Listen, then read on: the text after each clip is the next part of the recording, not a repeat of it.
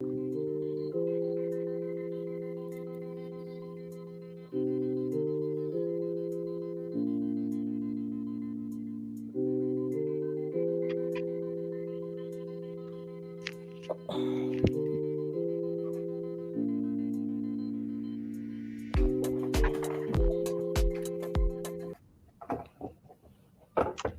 hello, hello, everyone, and happy Friday. Man, it has been a week.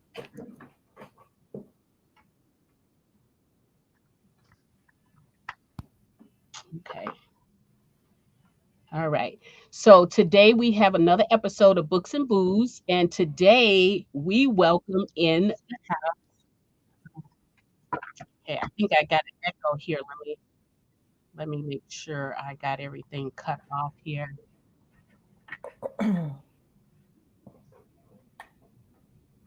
Okay. All right. Delaney, make sure you got the that is cut off if you have it going live. I think I'm okay. Can you hear me? I can hear you. Okay.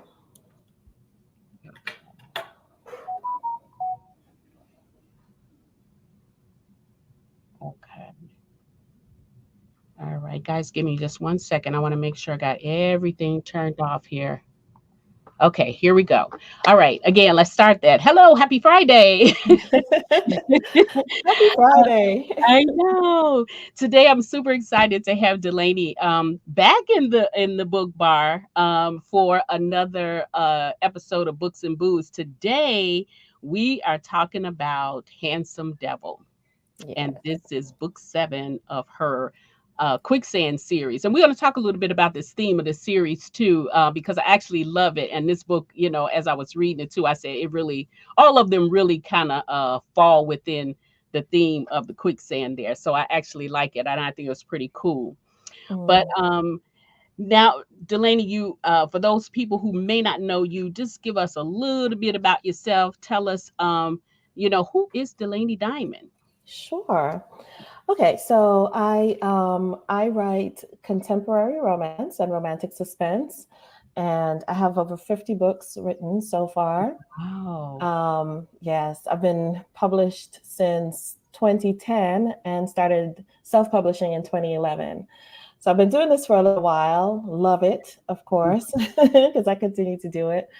And let's see, I love to read, so I read a lot of romance myself, as well as mysteries and thrillers. And yeah, just love doing what I do and talking to you guys about the book. So I'm excited to talk about this one. Yes, and we actually we love to have you too. I missed an opportunity, which I'm going to correct myself at a later date, but I'm not done with letting you off the hook or talking about your Cordova series, which I absolutely love. I about lost my mind about that series, but I'm we're glad gonna you enjoy digress about that for a minute, and we're gonna stay focused today. it. But you know what? But in speaking of that, I noticed with that series there were a few of the titles in there that was multicultural, and I noticed that you put that in a little bit in some of your stories. And I love how you write them in there. I get a sense of feel for like the people who they are, their cultures, and I love to see them mix and see how they operate within their traditions and everything. So Mhm. I love how you do that. And this one was sort of that too. So, Right, right, yeah. um, And I'm glad to enjoy that because that's something that I myself enjoy doing, and I love learning about other cultures. So if I can pick up tidbits about someone's culture, whether it's through their food or their traditions, when I'm reading, I enjoy it. So I kind of like dribbling it into my own stories. mm-hmm. And then I was going to ask you because there were some lightweight traditions in here for Dante, from where he came from and kind of what shaped him as a man.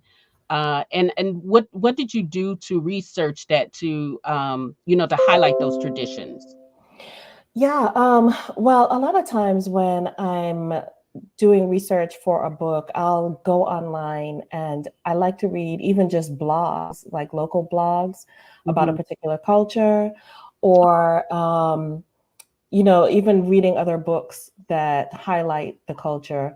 In Dante's case, I actually knew a little bit about Venezuela because when I was traveling in South America a few years ago, this was before the pandemic, so it's really more than a few years ago. I picked up a little bit about the culture and some of the economic problems that they were going through. And I just kind of remembered it and incorporated some of that into the story, which is why Dante ended up moving to the United States because of the economic climate in Venezuela. Hmm. And I'm going to take one quick minute just to kind of welcome some of the ones that are coming in here. They're saying hello to you. Yes. Hello, everyone. I saw LaShawn and Ruby. I think I missed. And Hi, Ola. yeah, Ola, all of my book buddies up in here. Hey, Mhm. LaShawn. Hey, Jennifer. Hey, Jennifer. Yep, Desiree. Hi, Desiree. Um, Hi, Desiree.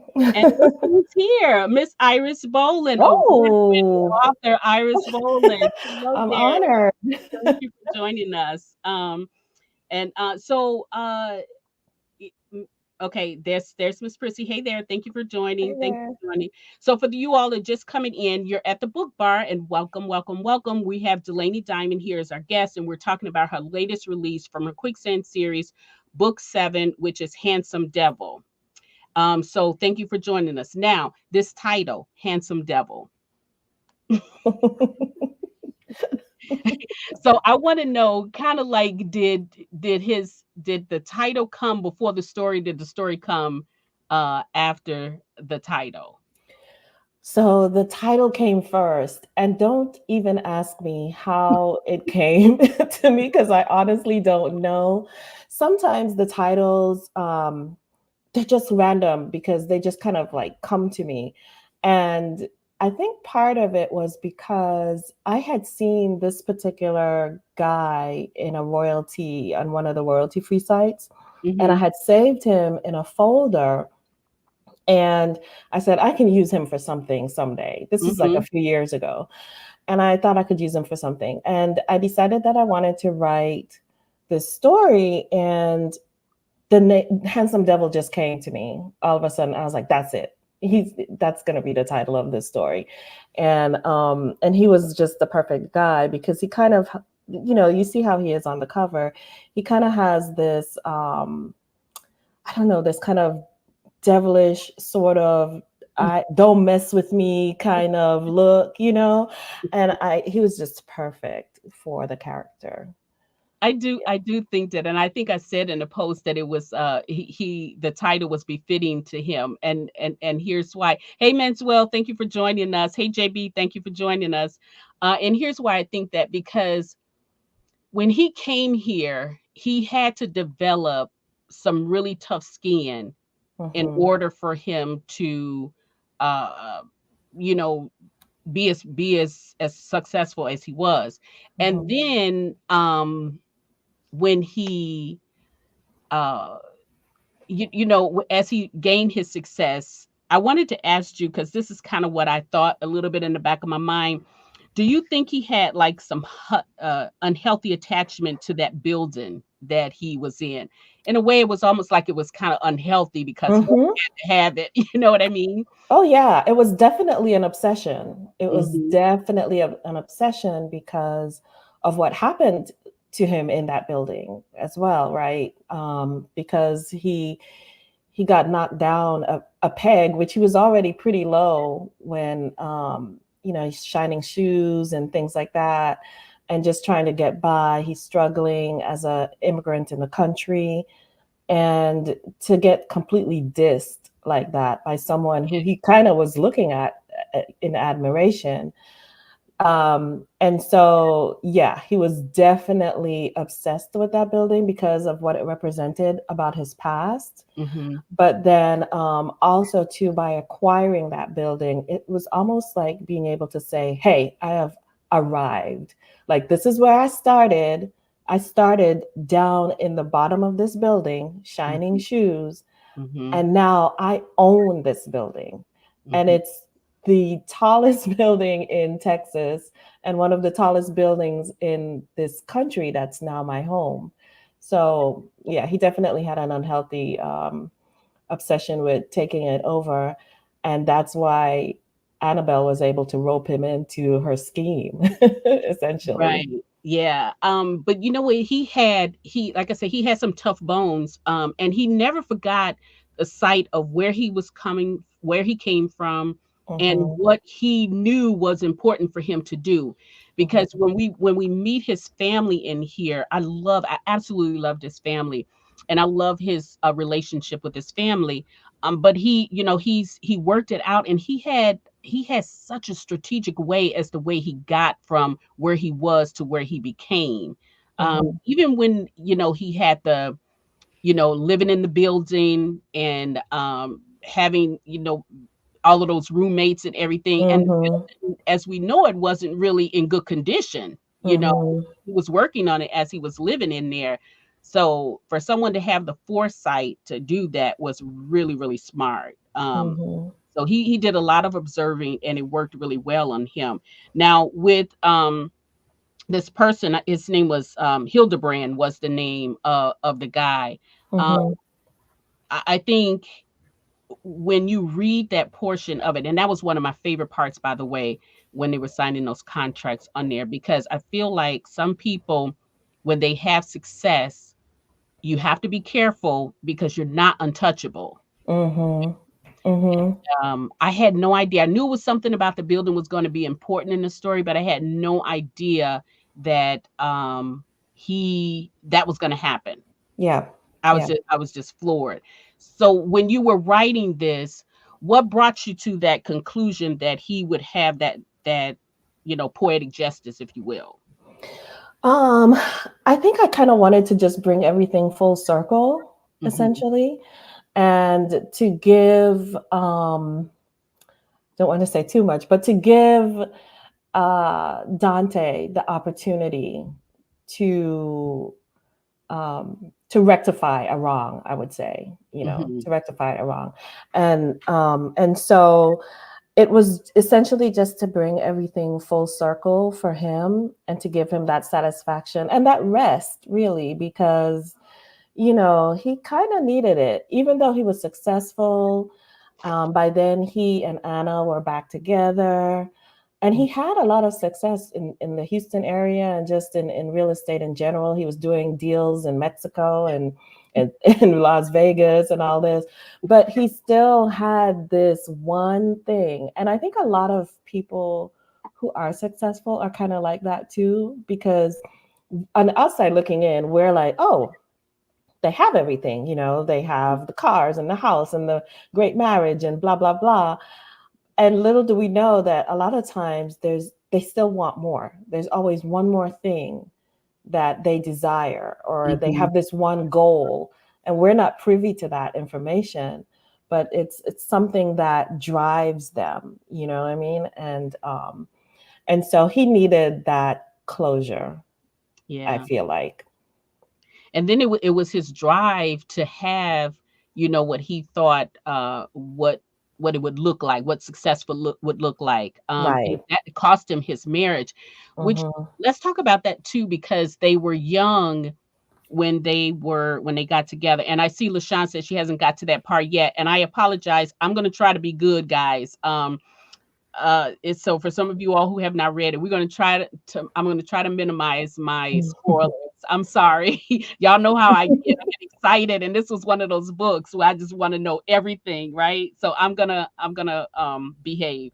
But anyway, so the drive that he had to be successful and do what he came to this country to do, and to also help his country, it was really the downfall of his marriage. Hmm. Yeah, because it caused problems in his relationship with Annabelle. For instance, that situation with her mother when her mother passed, Hmm. and he was there for her, right? But when she left, when she ended up leaving, he didn't even notice that she had literally moved out of the apartment, Hmm. and because he was so focused on his goals. And so his drive did create some problems, and she had her issues as well, of Oh yeah. course, because she didn't fully understand him and what his goals were, what his desires were, his drive. And Hmm. she's lived her whole life where everything was handed to her. She didn't even work before that, so she couldn't understand fully what he was going through and appreciate it and kind of be there for him when he Yeah. needed Yeah, yeah, that was something. But then you also kind of highlighted too what happens when you're young her. and in Hmm. love, and then you don't really understand. You don't have enough life experience to be able Exactly. to handle all that comes at that. And I think a lot of couples, if they don't have a support system per se, they do they do fall by the wayside. Hi, Colette. Colette, Harold is in Hello. thank you for joining us. But also too, I think with Annabelle, she had kind of a self-discovery, if you will, and Hmm. she kind of came into her own too. So I like how you grew them up, and then they kind of had a little reflection, life was reflection, and then but they had such animosity toward one Yeah. another. And in the beginning, right?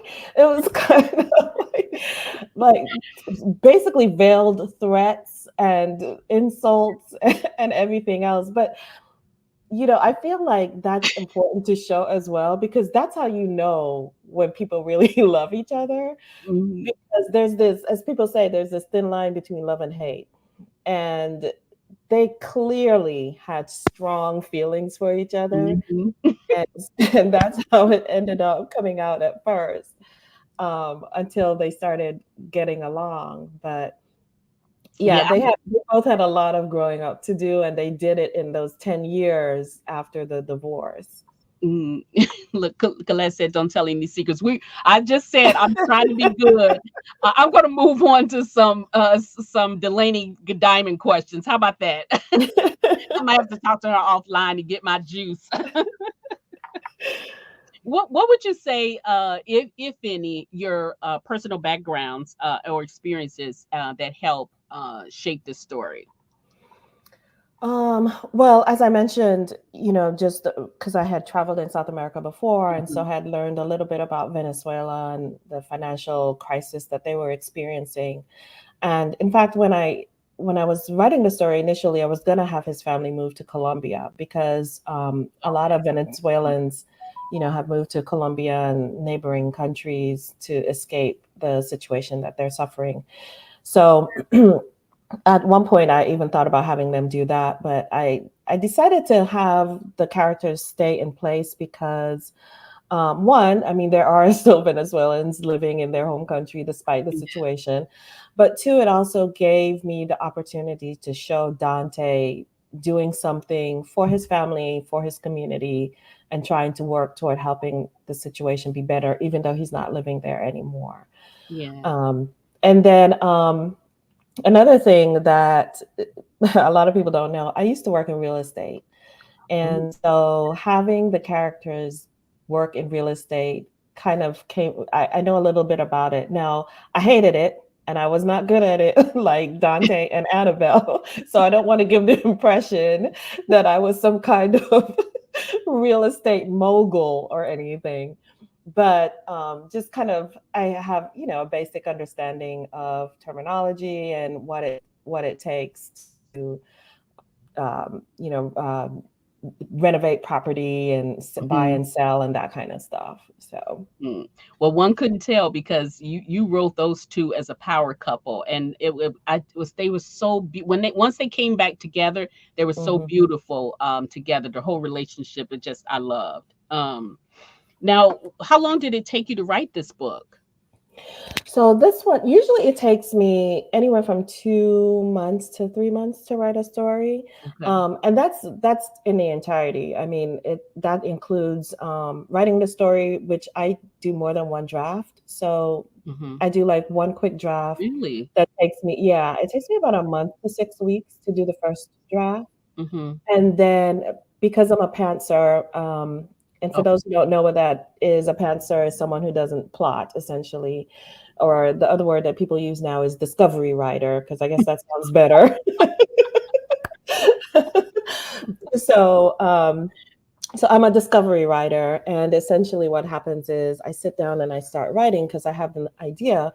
But what a lot of people don't realize about us who are pantsers, even though we don't plot on paper, a lot of times we're working out the story in our head mm, ahead of time, right? And we're thinking about the details and things like that. So it takes me about 4 to 6 weeks, I would say, to write the story initially. And then okay. once I've written the story, it's almost like having, it's a rough draft, in my opinion. It's a rough draft. And it's almost like having um, a plot, because then I can look at the whole story and I can start moving things around and shifting things, and Hmm. inserting. I check the pacing. I'll insert um, extra scenes if I feel like they're necessary, and then I'll send it off to the editor to clean it up for me. Yeah, so the whole thing would probably take about 3 months. Okay. Okay. We love that. Now, this series, you named it the Quicksand series. Yes. And just for you guys who are not familiar, or maybe you just came in on the train with this book, it is a series. This is book 7, Handsome Devil, the seventh book. But you write it as such a standalone series where you could really kind of read out of order. You don't have to read Mm-hmm. out of order, but I, as a reader, would caution some of those because a few of those books have connecting characters. Even though you Mm-hmm. can just pick up the book and you could read it and then pick up another book, there are some characters that actually appear in a number of the books too. So Mm-hmm. just be mindful of that. But you said why quicksand, right? And because I had Right. to, Right. Why you know me, quicksand? I read all words to understand. So why quicksand? Because love pulls you in. The more you fight, the deeper you fall. You can't fight your way out of quicksand, and you can't fight your way out of love. So Mm-hmm. very true for this couple, because again, they broke up. Mm-hmm. And for good reason, though. I mean, it was probably healthier for them to break up now and then they come back together. Yeah. But and they fought each other Mm, all along the way. I think it was a decade before they, it you know, was. from the time they got divorced and back together, and they come together for. And I don't think I'm telling anything, guys, but they come together for a marriage of convenience, right? And I love those, because it's such tension, Mm-hmm. the rekindle. And speaking of rekindle, there was a couple of scenes in there where it looked like Dante, even though he probably was the one that had more of the problem because he didn't even know she was gone when she left, but he got quite cocky when they got back together. Yes, yes, of course. Because even when he was younger and 21, when they were together, he was still cocky, even though he didn't even have anything. Yes. He was Dante, but yeah, he was just basically, I know you, I know how we were, and I think too, when people are young and they haven't quite grown up and figured out how to maneuver relationships, they tend to focus on certain things. And this particular couple, the chemistry they had was really what was holding them together initially. Hmm. Yeah. And he brought that up. That was his thing. Like, well, we could, we were good in the bedroom, that kind of thing. Hmm. But they needed to be apart, and they Hmm. needed to separate so that they could grow up and get some experience under their belts and pursue the goals that they needed to pursue. He needed to pursue his goals, and she needed to become more self-aware and more responsible, instead of just being Hmm. the socialite partying and having a good time. She needed to grow up. Yeah, and I think she had a rude awakening when her father and it's so funny too how families, they do this because not all the time is you're going to have the opportunity to have a boy child that's Hmm. going to take the reins. And I think it is a number of books that I read when there is a female that's like taking the lead. I love it. I mean, I still love the males when they take it too, because I'm partial to guys anyway, or boys anyway. But I do love a good story where a strong female takes the lead. And I think, I was so happy that she, was able to come into her own and wake up in time enough to actually have her rightful place as the heir of Yeah, of that company. yeah. Yeah. And She did it for the right you know, reasons too. excuse me, what did you say? Oh, I said she did it for the right reasons too. Right, right. Yeah, because it wasn't just selfish reasons. She Mhm. was really concerned about the people that worked for the company and wanted to protect them and their jobs. Mhm. And just talking about heirs and things like that, one of the things that when I was sort of thinking about the story and the angle that I wanted to use for her, and her father, she came from old money essentially. Mhm.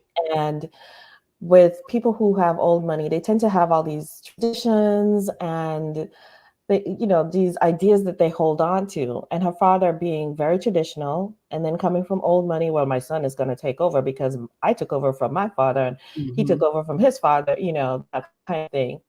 So she really was breaking the tradition by taking over the company. Um, and father was willing to to essentially their company. His daughter was going to take over the company. Yeah. It's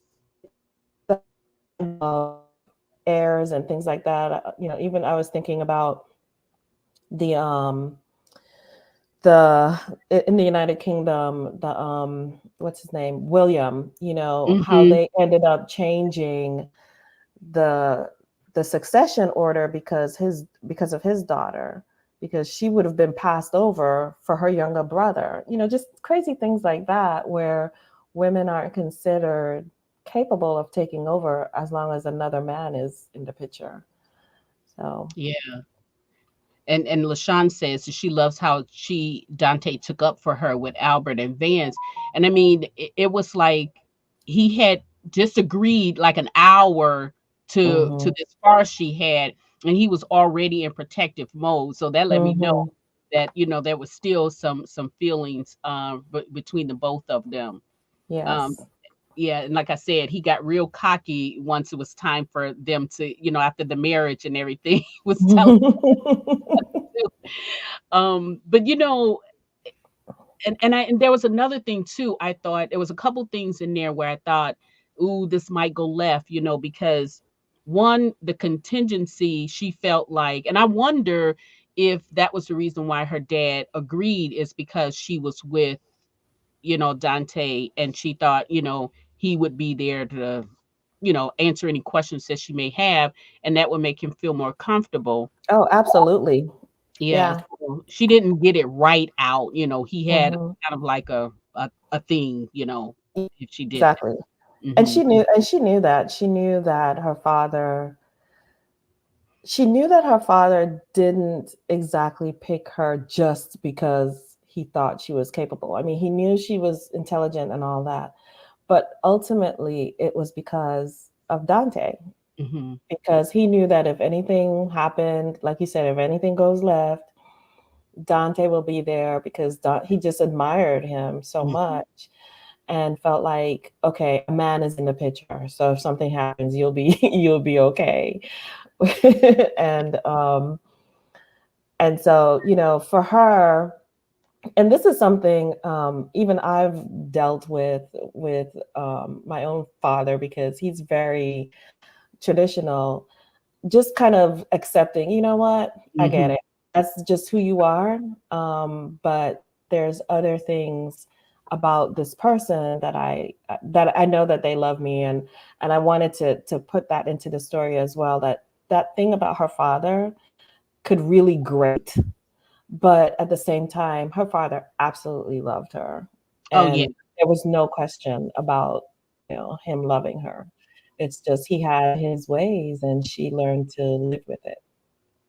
Yeah, I kind of almost thought that toward after all of that had happened, when they had that sit down, I kind of felt like he really saw who she was, Mhm. Um, Mhm. and I was saying to myself, I hope he sees that, she really could stand on her own. She didn't really need Dante, but that was a nice cushion, if Mhm.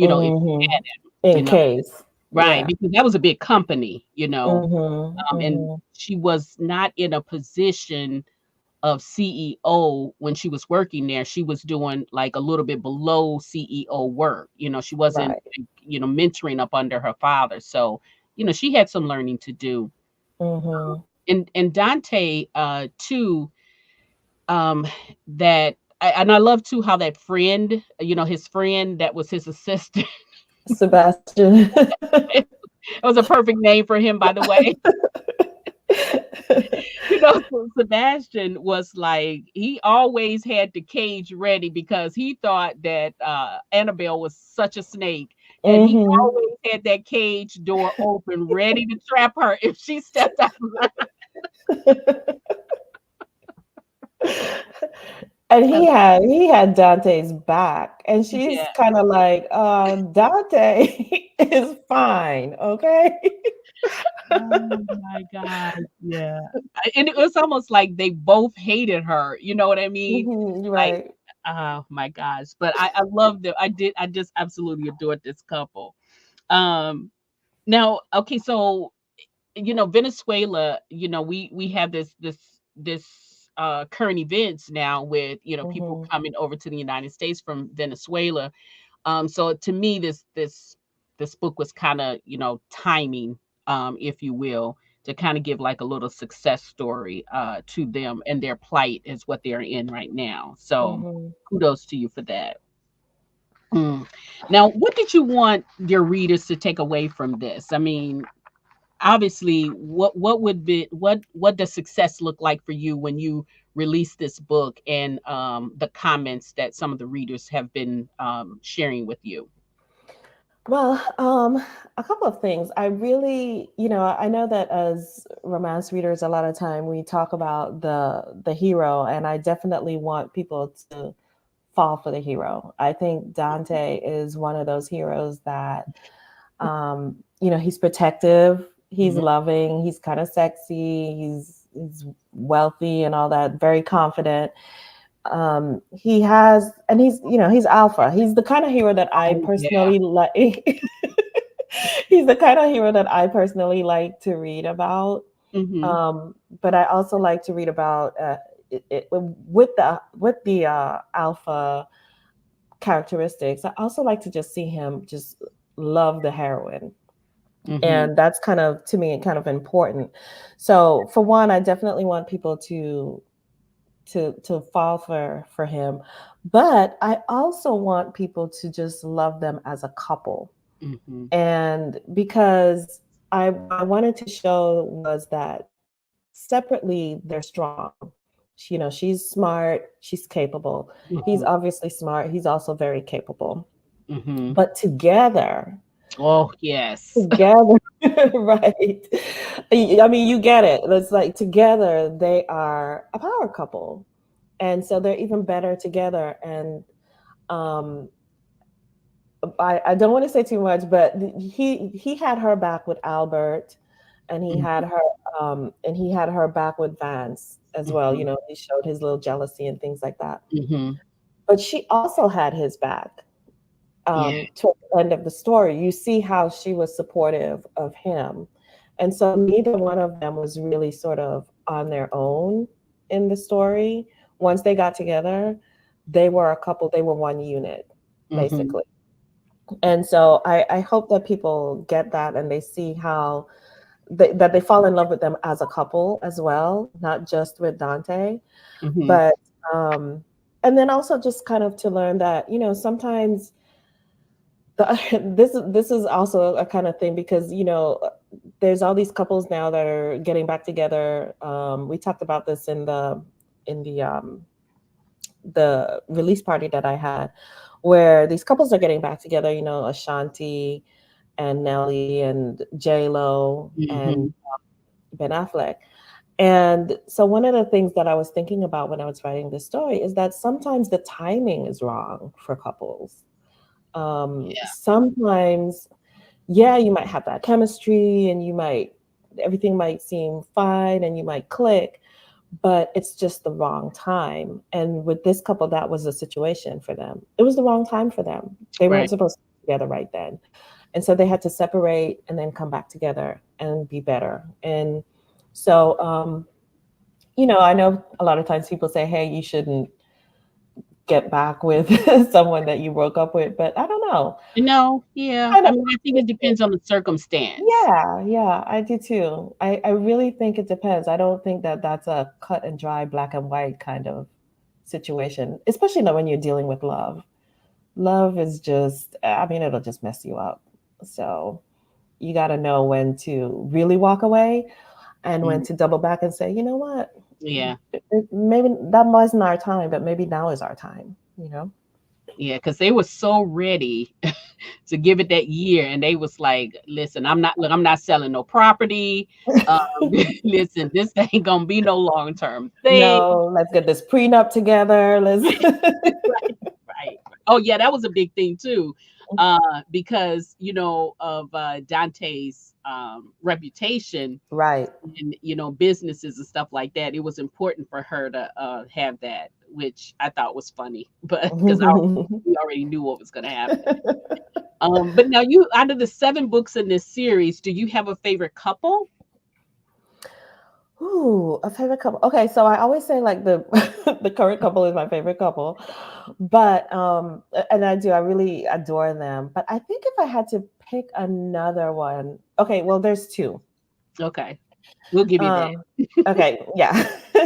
So I really like the couple in Without You, and that one is the one where Terrence is the rapper and Oh Sharice is. Did you yeah. read that one? Okay. Uh, So that was, and that was Talk a about tough, messing up.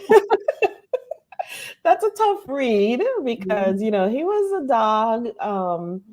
He was definitely not a good husband, mhm, when they were married.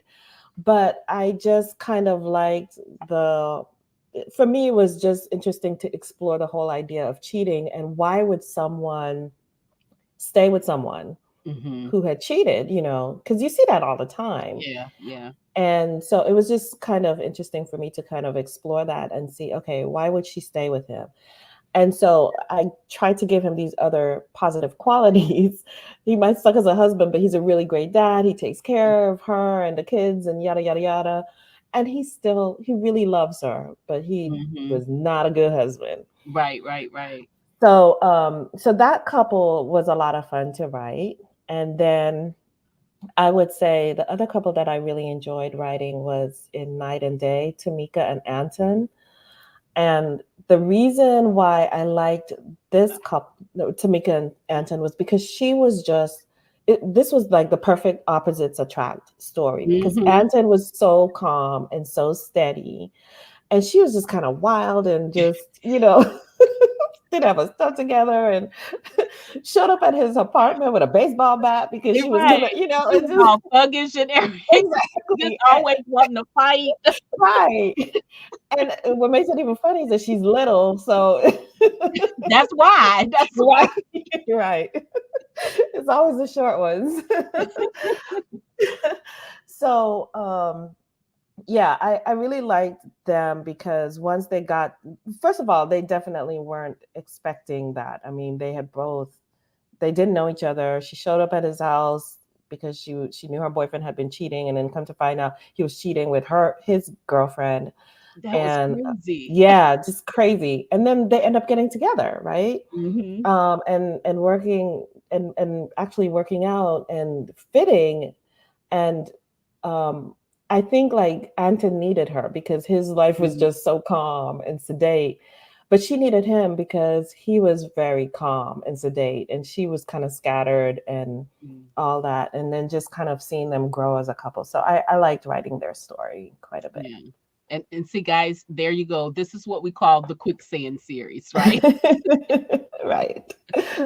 Uh, guys, if you have not read any of the stories, or and you just like only got a few up under your belt, please do go out and get this entire series. It is such a great read. They're weekend reads. You know, you can read them probably all in a week or something like that. I don't know how fast of a reader you are, but I do recommend you get the entire series. It is great reading. You Thank will you. not be disappointed for sure. And these books are available wherever books are sold. So you got now. Do you sell them on your website too, Delaney? I do have some of them on my website, yes. Okay, Ebook and a couple. I need to add a couple of the print books, but yeah, some of the ebooks are on the website. okay, And and one of them is in a box set. Three of them are in a box set, actually. oh, that's great. Yeah.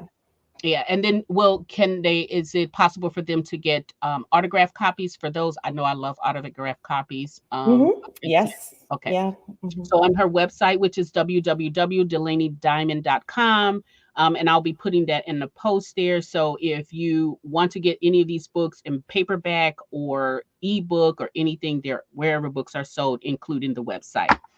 Also too, Delaney, what's next? Or will you be doing more in this quicksand series, or what are you Yeah, I will definitely be doing more in the Quicksand series just because the Quicksand series is the reason I created it was because I wanted to write these types of stories and I didn't, they might not necessarily fit into any other series. So it mm-hmm, gives me the opportunity to have a little creative freedom. mm-hmm. And so I'll definitely be writing more in that series. And as far as what's next, I'm working on the next book in the Family Ties series. And in Family Ties series, the next one will be Bruno. He's the chef Okay. and entrepreneur. And Mm. I'm kind of, I would say maybe almost halfway through with that one already. So I Okay. think that'll be ready in a few months. Okay. So are we thinking that would be something that will be released this year? Oh yes, definitely this year. Probably around June, maybe. Yeah. Okay. All right. And then also, too, thanks for the reminder, Jennifer. Delaney Diamond also has a reader's lounge, which you can get the link to join off of her website. So once you get to her website, just kind of peruse around there. A lot of exciting things. She has a newsletter. So make sure you sign up for that so that you don't miss anything that she is doing. Great catch there, Jennifer. Thank you. Yes, Jennifer. And Sean. there's also free short stories on my website. If anyone's not familiar with my work, they can go ahead and check out my short stories. I'm working on it, LaShawn. I'm telling you guys, look, if you can take it from me, your favorite book buddy, I'm telling you, you will there is something in her catalog for everyone. Yes. Okay.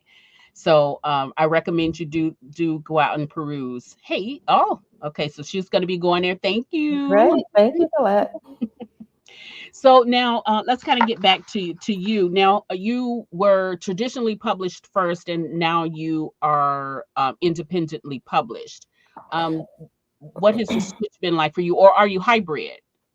So when I first started, I was actually published by a small e-press. Back then, they were, I mean, they still have them, I guess, but that that was the route I decided to take because when I started writing, I was completely green. I had no idea whether or not I could even write, to be honest with you. And so I joined Romance Writers America and just kind of started practicing my craft and learning all that I could.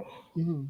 And I ended up submitting to a small press at the time, and I submitted the arrangement, which was an IR book, and they accepted it. And so that sort of started me on my journey.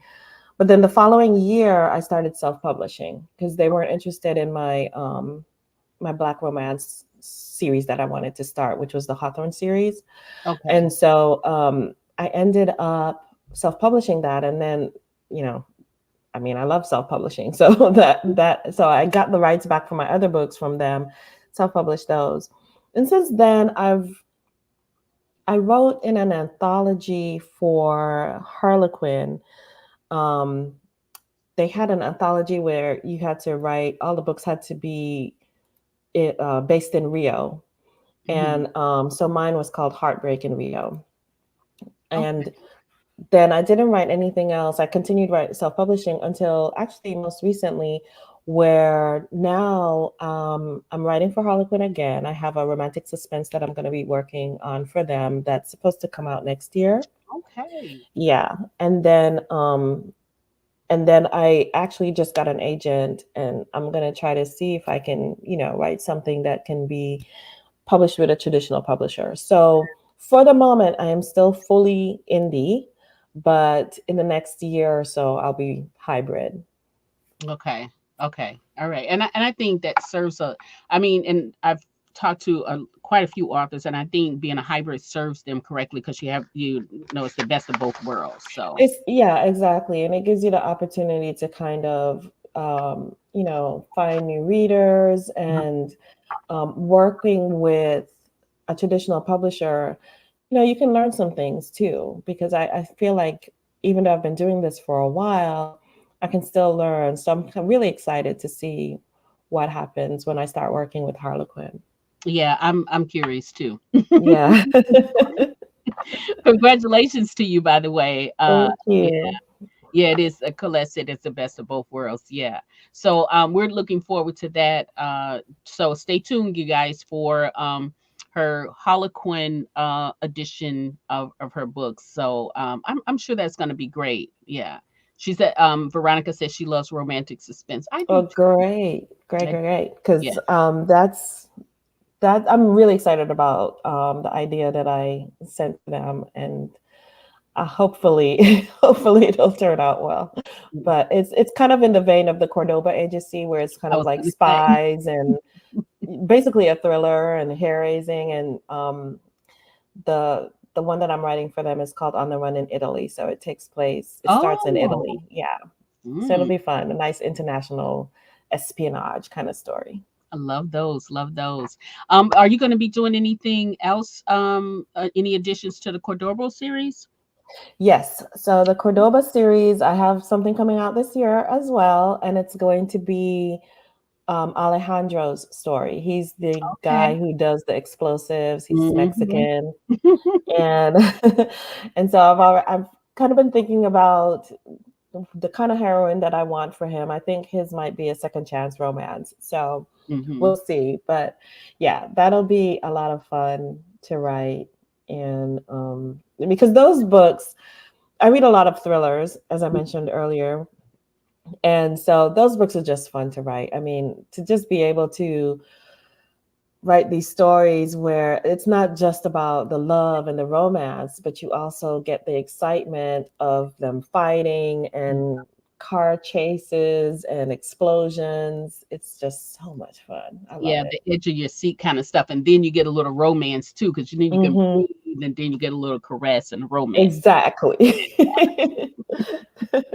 You know, when you're writing, especially with like your romantic suspenses, how do you balance the couples and the conflict between them and the conflict around them? How do you balance all of that and make it a nice, smooth story?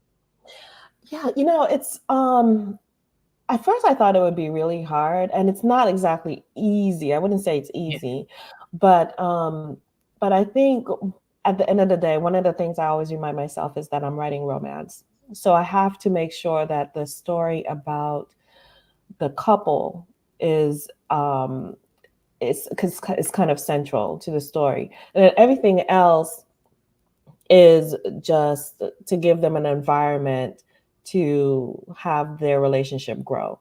So, forcing them to stay together to fight Hmm. whatever evils are coming along, that's all really just a way to enhance the romance between them, Yeah. you Yeah. know? I And agree. so, like I said, just keeping in mind that at the end of the day, it's a romance. It's not a thriller that has romance. It's a romance that has thriller elements, you know. Yeah, and sometimes I feel like sometimes, you could get carried away as a writer, like especially romantic suspense. It seems to me as that you could easily go too much on the suspense side because, if you like all of that, intensity, Mm-hmm. and then the romance, you go too much on the romance because you truly are a romance writer, so Yeah. I always wanted to know, like, how do you balance those things, and then the conflict too, because each couple bring their own skeletons into it, and then you got to waver through all of that. Mm-hmm. Mm-hmm. Yeah. Mm. It's, I mean, you know, I think I think a lot of times when as a writer, when you're writing it, when you go back through, you can still, a lot of times you can tell when it's off balance, Okay. you know? And so and that's where, especially for me, I guess, because I'm a pantser, if I feel like it's off balance, I know that I need to add another scene Hmm. where we see them falling in love, getting closer, something to amp up the romance so that it's not just feeling like a thriller. Yeah. Um, yeah, so it's the kind of thing that you kind of have to know. And then, and I will say this, when you kind of have to finish how you start. So Hmm. like for instance with me, I knew that I wanted lots of high octane, edge of your seat kind of action along with the romance. And so I try to incorporate that into every story. Whereas there are other romantic suspense stories that have way more romance. You Hmm. know, they might be more like 70-30 in terms of romance versus thriller aspects.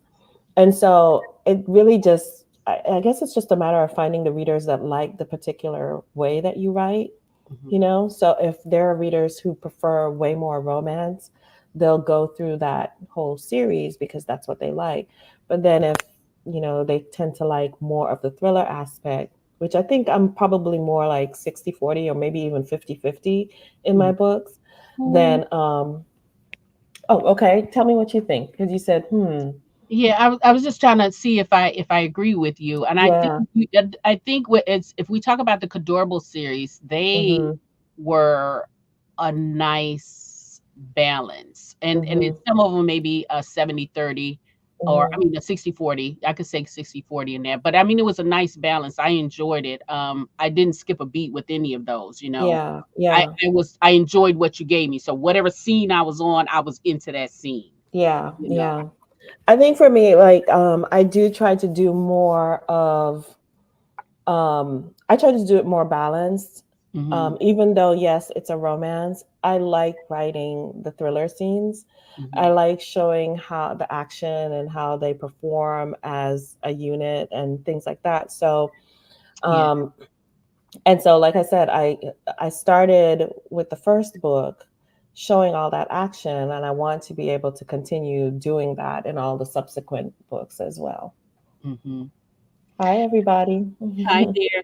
So, if you guys are just jumping in, I see some of you all are just coming in, and we're almost at our time. I hate this because I just could go on and on. But if you have any questions, please put them in the comment section, and we will try to get to all of them. We can ask them there. Hello, Loretta. Hey, Sabrina, Leslie. But I want to bring this one back up here too. Colette says, continued success and congratulations. Thank Um, you.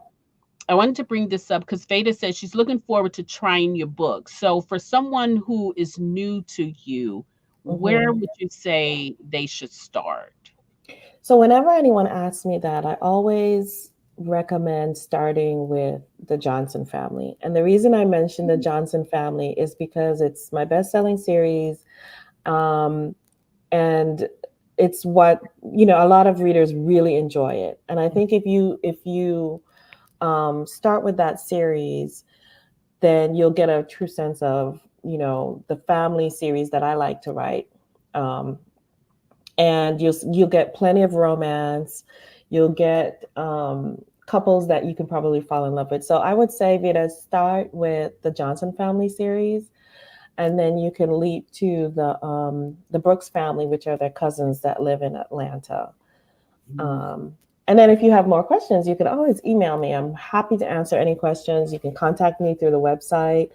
But that's where I would start if I were starting out, trying to get to know my books. Yeah. And then LaShawn brought up a great point too when you were talking about, the reader's appetite. I think if you have read one or two books of yours and enjoyed it, I think you will continue to go back for more. Because I think as readers, especially those who are series readers by default, we tend Hmm. to adjust. Oh, Mm, okay, we're taking another adventure. So right. let's jump on this train here. So, yeah. So I think any one of them would be good for me. But yeah, I guess the Johnson family would be good too. uh, uh, okay, so good, good, good. Oh, great. Thank you, Thank you. Sabrina. And that is the perfect way, I think, for you to keep up with everything that's going on, and then always hit the website every now and then because she's always doing something new over there. Let's see. Okay, she says thank you. You're welcome. And Veronica says thank you and congratulations. Thank So you, Veronica. guys, if you have any questions, please, please, please put them in the comments. We're going to be giving Ms. Delaney Diamondback a little bit of her day. We appreciate her so for coming out here, hanging out with us. It's a Friday night. You could have been any place else in the world, but we're so happy you came out here and shared your time with I'm us. happy to join you, believe me. So what? So you said next is the Harlequin one, and then you're going to be working on the Johnson family one. Oh, well, no, I'll be another Family Ties book. Oh, family type. Bruno. Hmm. Bruno will be the next one. And yeah, so I've got before June, I have two books to write. So I'll be Okay. working on Bruno and I'll be working on the Harlequin book, which because of the way that traditional publishers work, I have to write it now and it won't even come out till next year. but Mhm. um but yeah, I'm excited about that because it's a romantic suspense. So Okay. Well, while there's no questions here, guys, let me tell you what my pair was for this book here. So, Handsome Devil paired really well with one of my favorite brands, which is the 1924. This is the limited edition, and this is the Bourbon Barrel Wine. hmm, Um, it is sounds the good. yes, it is very good. And this wine too is a bold wine, and it has a lot of the black fruit flavors in there. It has you definitely you have some oak in there, obviously, and then you have a little bit of smoke. Now it's very intense once you have it in there, and then as you swirl it around, it has a little bit of those flavors will dissolve, but it's smooth. It has a smooth finish, which is just what Mm. our character Dante is, honey. He can cut up, but at the end of the day, he's the smooth suave here. So I chose the 1924 limited edition bourbon barrel Sauvignon, Cabernet Sauvignon for our pair for Handsome Devil. And just so you guys can get a look at the cover, if you are unfamiliar here, let me put that cover up there for you so you know which one to get. This is book 7 of the Quicksand series, Handsome Devil. Ain't he sexy, y'all? Mhm. I loved me some him. So yes, and Annabelle was a nice pair for him too. So don't let's not sleep on our heroine as well. Yeah, I think they were a perfect match. Yes. Okay, so let's see. They're definitely gonna be getting the Johnson series. Yeah, you can't go wrong with that, Loretta. Oh, Oh, and great. you're very welcome. So, Thank you. Delaney, we're gonna give you the last words here. What do you want to leave the audience with? Well, basically, I just want first of all, thank you to everyone who showed up tonight. Thank you, thank you. And I'm excited to, get to know more of you, Sabrina. I appreciate you signing up for the newsletter, so hope you'll be able to keep up to date with what's going on. But I just wanted to say that I have a couple of things coming out later this year. Bruno, I'll also be doing another book in the Cordoba Agency series. And hopefully I'll see you all around the internet on social media and things like that. You can find me at DelaneyDiamond.com on my website and all the links to my social media there. I'm on Facebook and I'm also on Instagram. Mm. And also too, I'm gonna try to get Delaney Diamond back here. So maybe once she does another Cadorable series will come, or maybe before. So stay tuned for that. I am your host, Midnight Ace of the Midnight Ace Book Bar, and you are here for another episode of the Books and Booze, Handsome Devil. And so follow me on all of my social media platforms, which is Facebook, Instagram, Twitter, and also YouTube. Follow to make sure that you don't miss anything that I do. Also, my website is www.midnightacebookbar.com. Thank you for joining us, and we will see you soon. Remember, have a wonderful weekend, and always, always be kind. Thank you. Thank you. Good night, y'all. Good night.